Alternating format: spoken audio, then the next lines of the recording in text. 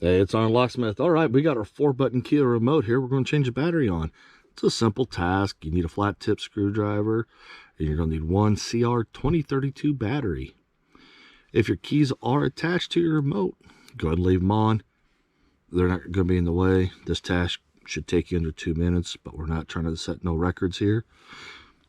So go ahead and take your flat tip, and if you notice on top, you got that little indentation. Go ahead and twist it.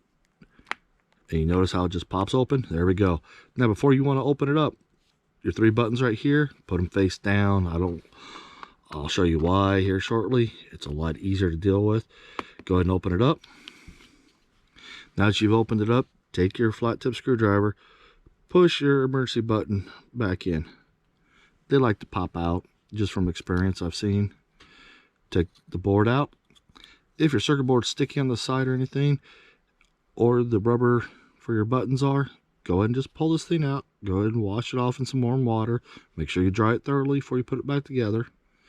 And if you want to wipe the circuit board off, use an alcohol wipe, but make sure it's dry before you put it back together. And there you go.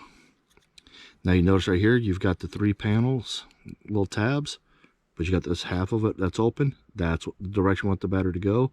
So take your flat tip right here, push the battery towards you, and it'll come out halfway. Go ahead and grab it, pull it out the rest of the way. Now we're going to reuse the same battery. These are new remotes we're using. So positive side up, we'll slide the battery in. I like to use my finger on this. Go ahead and drop it down in there. Now it's dropped in. You'll see it sits in there with its little indentations. Fold the back half over.